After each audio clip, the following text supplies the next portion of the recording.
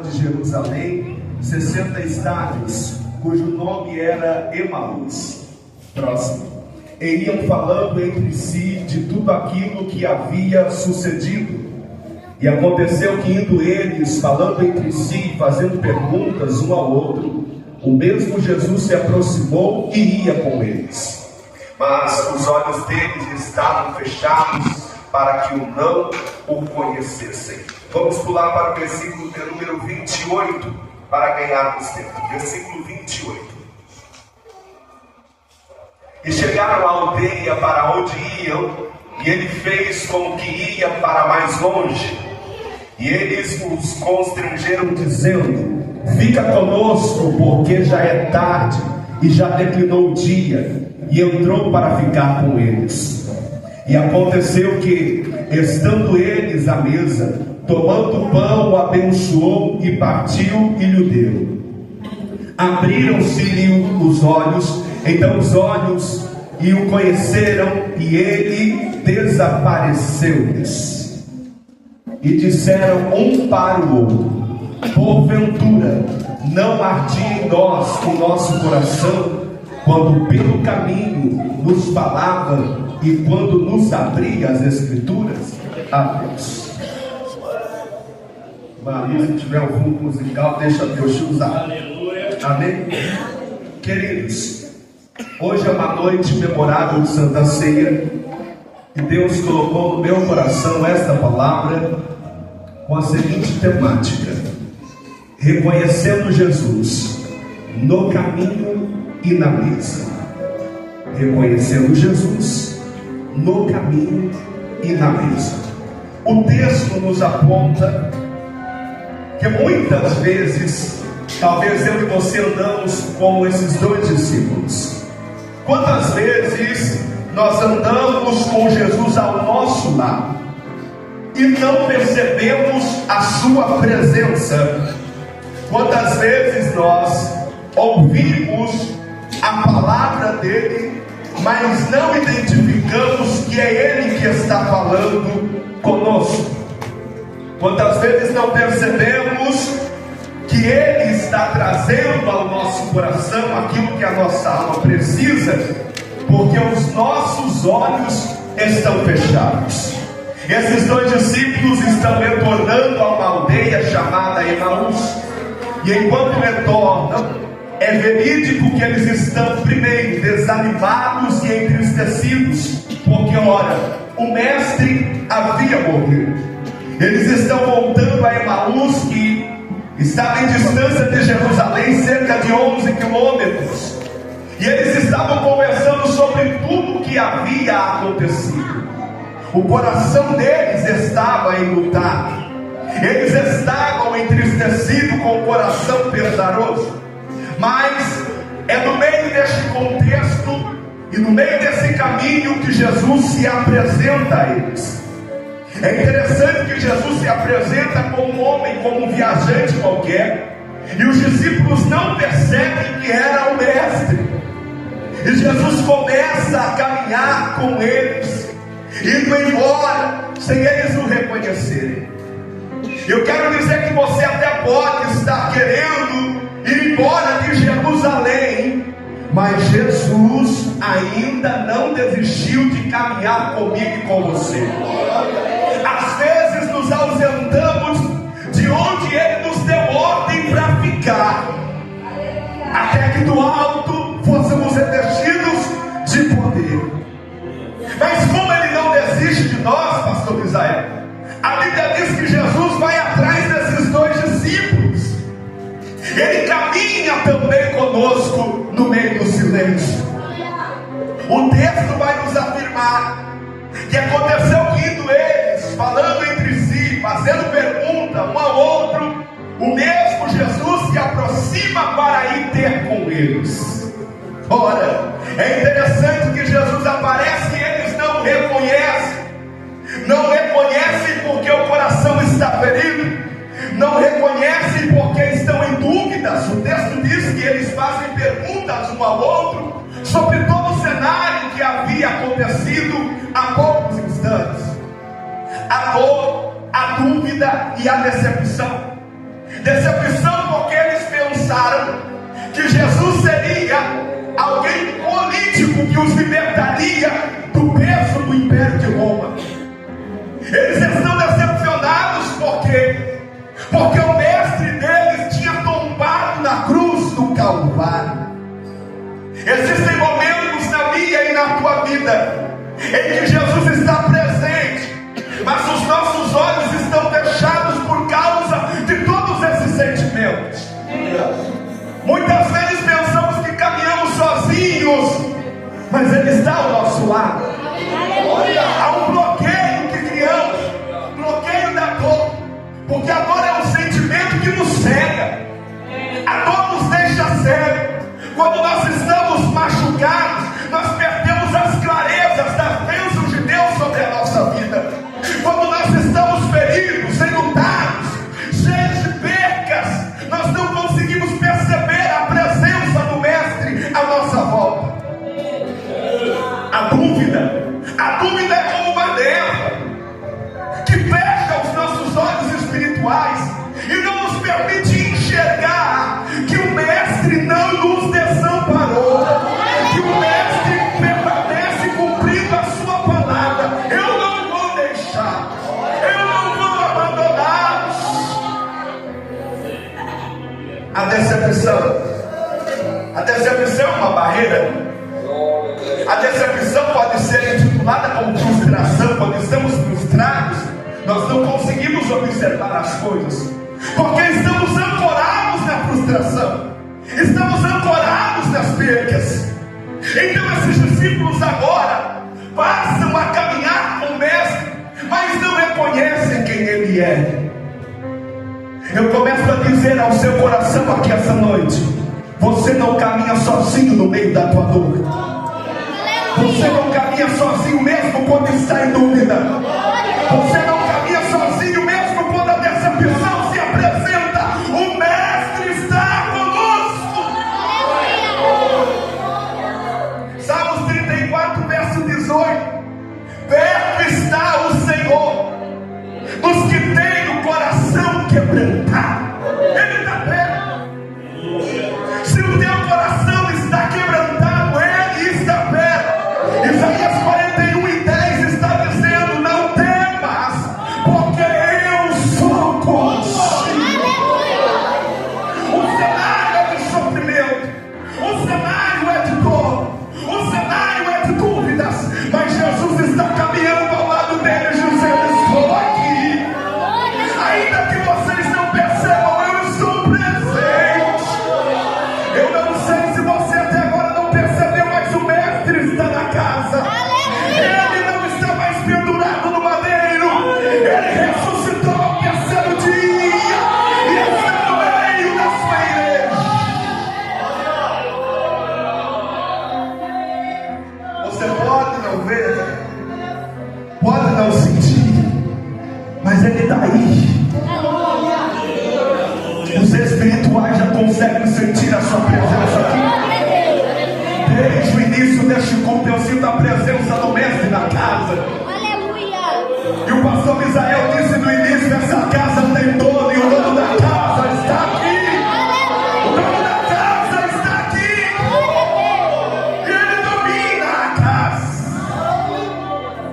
A casa é deles. A palavra é deles. A glória é deles. A honra é deles. Tem um aleluia para eles. Então faça alguma coisa. Se entregue para o dono da casa. Se Deus é o dono da casa, permita que Ele faça uma obra. Os discípulos estão caminhando com Jesus, sem perceber que era Ele. Jesus começa a indagá-los: sobre o que é que vocês estão conversando? E o texto menciona que Jesus começa a pregar para eles a Torá. Jesus começa a apresentar a eles as profecias acerca do que havia acontecido. É como se Jesus estivesse lembrando eles: eu disse que tudo isso ia acontecer, mas vocês estão ancorados na dor, na decepção, no sofrimento. Mas eu vim relembrá-los: eu ressuscitei. ressuscite. Tem gente esquecendo disso. Nós não perderemos a batalha porque o nosso mestre está de pé diante de nós. O inimigo nos apronta por todos os lados. O inimigo tenta se mostrar mais forte do que nós. Mas o Senhor está dizendo: eu estou de pé. E se Ele está de pé, você fica também. Porque a igreja está atrás do seu mestre. Ele é o nosso escudo no dia da batalha. Nós não estamos sozinhos. Nós não estamos desamparados. Porque Ele disse: eu vou para o Pai, mas eu vou rogar ao Pai e Ele vai enviar outro Consolador. A expressão outro significa com a mesma graça, com a mesma glória, com a mesma presença. O Espírito do Senhor está em nosso meio. Lucas capítulo 24, versículo 32 está dizendo: porventura não ardia em nós o nosso coração, quando pelo caminho Ele nos falava. Preste atenção nisso aqui. A palavra de Deus queima no coração do homem. O teu coração tem que arder quando a palavra de Deus é anunciada. Se teu coração não arde quando a palavra está sendo anunciada, alguma coisa tem que mudar aí dentro. Porque a palavra dele movimenta, transforma, renova, purifica, libera. Já dá para você ter dado glória. Eu estou dizendo que o poder da palavra de Deus vai além das nossas expectativas. Quando Jesus começa a expor a ele as Escrituras, algo começa a mudar dentro deles. E nós vamos observar que a frieza espiritual não fica no meio da igreja que tem palavra. Não fica. Eu observei esse culto do início ao fim. Presença de Deus, graça de Deus, glória de Deus, fogo do Espírito Santo. Por quê? Por causa da palavra. Os louvores nos envolvem. Os louvores aquebrantam o nosso coração, para que a palavra de Deus germine no nosso coração. É pelo poder da palavra que você está de pé. É pelo poder da palavra que você diz. É pelo poder da palavra que você vai vencer. É pela palavra que a igreja vai chegar até o fim. Se o inimigo vai por um lado, dizendo: vou matar, vou fazer acontecer, Jesus vai pro outro com a palavra. A última palavra é minha. A minha determinação é minha.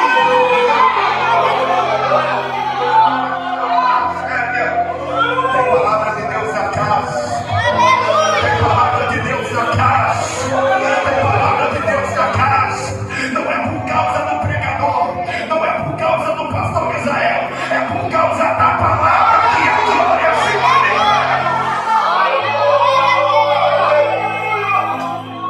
Jeremias capítulo 20, versículo 9: a sua palavra era em meu coração como fogo ardente. Hebreus capítulo 4, versículo 12: a palavra de Deus é viva e eficaz. É viva e eficaz. Olha pra cá, tem muita gente por aí trocando a palavra por panela, trocando a palavra por história de carochinha. Nós estamos vindo uma igreja que prioriza a palavra.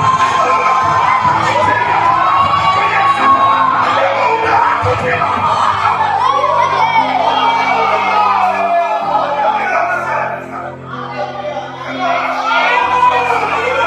O verbo de Deus está em nosso meio.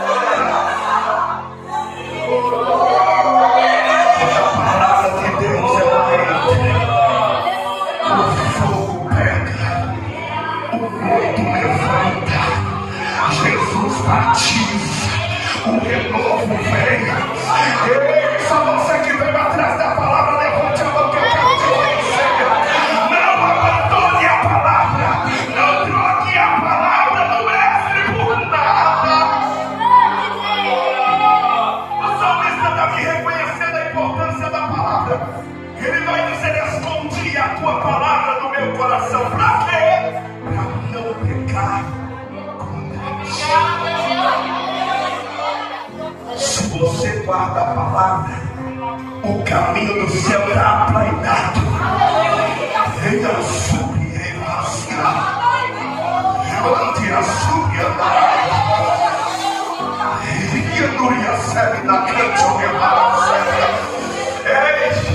um dos profetas menores vai dizer que chegaria um tempo de fome sobre a terra, mas não é fome de pão, é fome da palavra. Mas aqui tem pão, aqui é Belém, a casa do pão. Tem pão, tem pão, tem pão. Aonde tem pão? Deixa eu ver, deixa eu ver. Se tem alimento no céu, receba a presença do Senhor dos Exércitos. Aqui tem pão.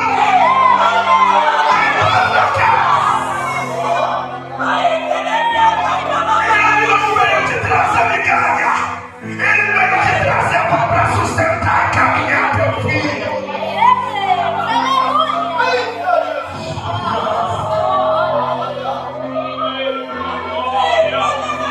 Estou sentindo Deus na casa. Capítulo 24, versos 30 e 31 está dizendo que Jesus agora já está na casa junto com os discípulos.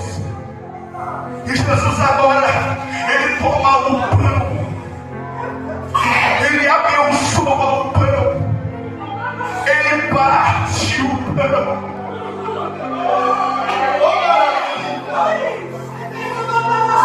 Você consegue identificar? Aí a mesa naquele momento, quem estava partindo o pão era o mestre.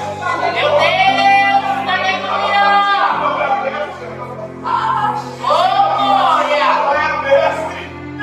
O próprio mestre veio para partir o pão com ele. Aleluia!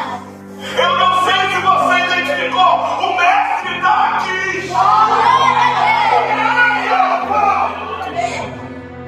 O mestre é da casa e ele é o pão. Ele é o pão. Olha para cá, se alimenta do pão, se encha do pão, seja revestido desse pão.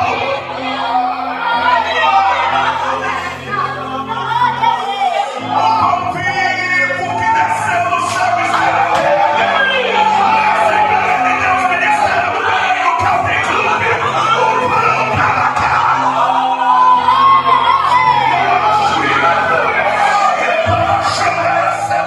E onde esse pão entra, a tristeza não fica, a decepção não fica, a angústia não fica. Aonde tem pão tem alegria, aonde tem pão tem presença, aonde tem pão tem glória, tem pão aí, receba.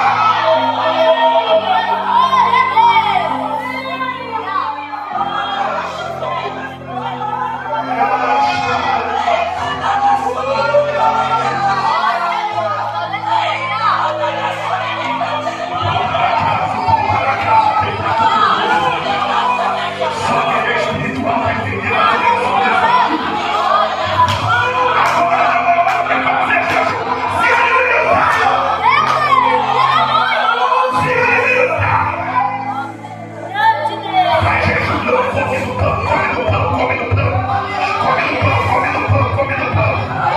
Ele vai te sustentar, ele vai te levantar, ele vai te ajudar. O pão está naquela.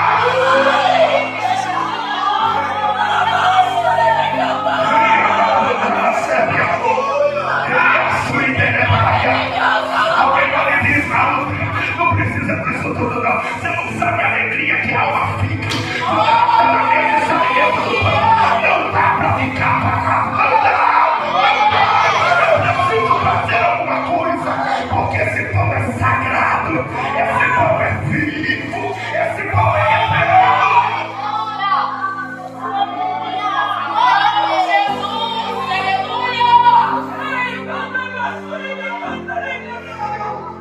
Santa Ceia não é só memória.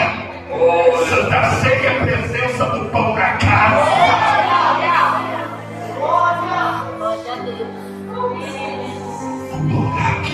Eu creio, Jesus. Só sai com a alma do fogo que quer. Porque o pão está sendo partido e distribuído. Você quer se encher?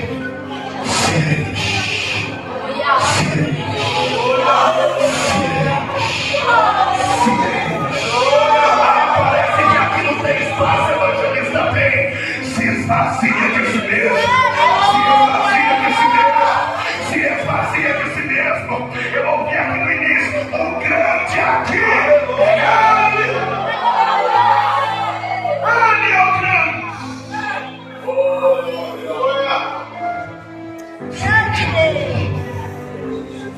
Não maltrata a tua alma. Abre ela para ela se alimentar do pão. Olha pra cá. Esse pão pode mudar o que o médico não conseguiu. Eu creio. Esse pão pode curar a enfermidade que a medicina não está vendo. Esse pão pode trazer a alegria que o antidepressivo não está trazendo. Esse pão pode acabar com essa ansiedade que a medicação não trouxe. Eu vou dizer desse pão. Esse pão da qualidade de vida. Esse pão da unção. Eu estou tomado pela presença do Senhor. Receba o pão que está na casa.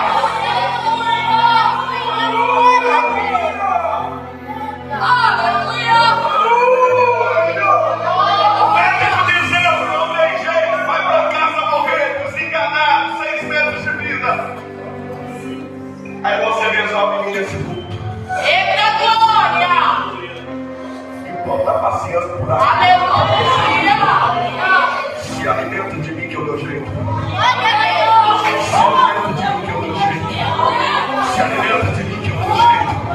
Eu tenho alguém abrindo o coração para o pão que está na casa.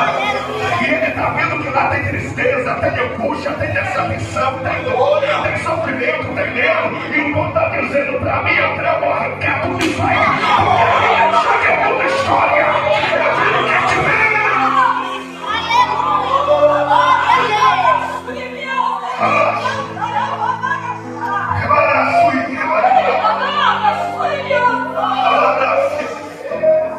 Apocalipse capítulo 3, versículo 20, eu caminho para a conclusão.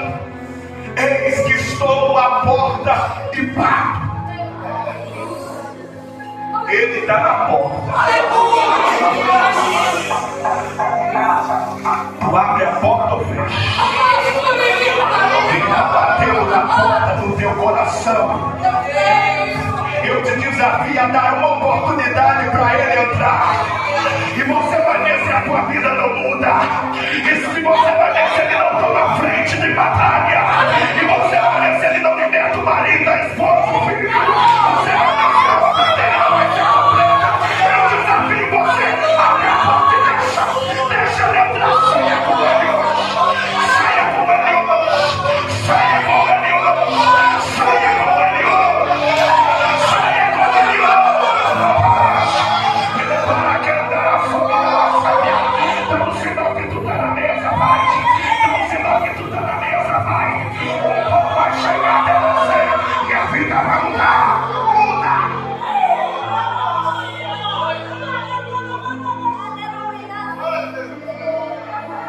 O pão bate, mas a presença ficou. O pão partiu, mas a presença ficou. Quando Jesus termina de partir o pão, desaparece. A imagem de Jesus desaparece, mas a presença ficou no coraçãozinho deles. E eles estão dizendo: teu coração ardeu também. Aleluia! Quando a gente caminhava junto, teu coração queimou. Gravas, teu coração queimou, rapaz. E o meu também. Como é que a gente não percebeu que era ele? Desde aquele momento, parece que eu não vi o meu coração tão feliz, tão alegre. Mas aí o detalhe, Cleófas, qual é, meu amigo? Andamos 11 quilômetros para Emaús, porque não acreditamos na promessa da ressurreição. Precisamos voltar lá em Jerusalém. Vem, vamos. Porque o pão sustenta. Acabaram de andar. Não foi de carro, não foi de avião, não foi de bicicleta, foi a pé. 11 quilômetros. Receberam meu nome e disseram: vou voltar para Jerusalém agora. A gente precisa anunciar o quê? Ele ressuscitou. Ele ressuscitou. Ele ressuscitou. A igreja não pode parar de anunciar. Ele ressuscitou. Ele ressuscitou. Ele ressuscitou. É até que ele venha. Você vai estar aí fora. Ele ressuscitou. É por isso que a igreja não para com missões. É por isso que a igreja do Calvin Club é uma igreja missionária. Porque recebeu a informação, teve a comprovação e está anunciando porque é obediente.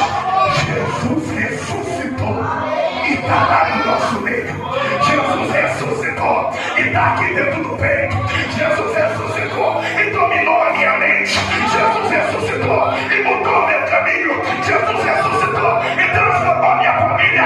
Anuncia! Aleluia! Glória a Deus! Eu concluo. Voltar a Jerusalém. Diferente de como saíram de lá. Saíram tristes, angustiados, preocupados, cheios de dúvidas. Agora estão voltando, animados, cheios de fé, de convicção. Quando você reconhece Jesus no caminho e na mesa, o ânimo volta, a força volta, a esperança volta. Olha para cá, o renovo de Deus está na casa e vai permanecer até o fim. Eu estou dizendo para você, o pão de renova. Glória a Deus! Reconheça Jesus na tua dor. Reconheça Jesus nas tuas dúvidas. Porque quando eu reconheço Ele no meu caminho e na mesa, o que era para ser o ponto final começa a ser um recomeço. Eu creio! É por isso que os teus inimigos olham para você e dizem: como é que ela ainda continua? Como é que ele ainda continua? Tinha tudo para parar, tinha tudo para estacionar. É tanta coisa acontecendo no contrário. Eu escuto ela lavando louça aqui de casa e chorando. Eu percebo que ela lava louça e chora. Aí ela que não está contemplando, mas o pão está do teu lado dizendo: chora que eu te consolo. Chora que eu te restauro. Chora que eu te quebranto. Chora que eu te protejo. Chora que eu liberto. Chora, chora, chora. Ainda que sejam lágrimas, mas de fé, esperança e alegria, porque Ele ressuscitou. Eu não vou entender nada, mas o pão é vivo. O texto vai mencionar, nós não lemos, mas o texto menciona, eu tenho 2 minutos, que quando ele chegou aonde estavam os demais discípulos, ele chegou acabado de ouvir de Maria que ele tinha ressuscitado.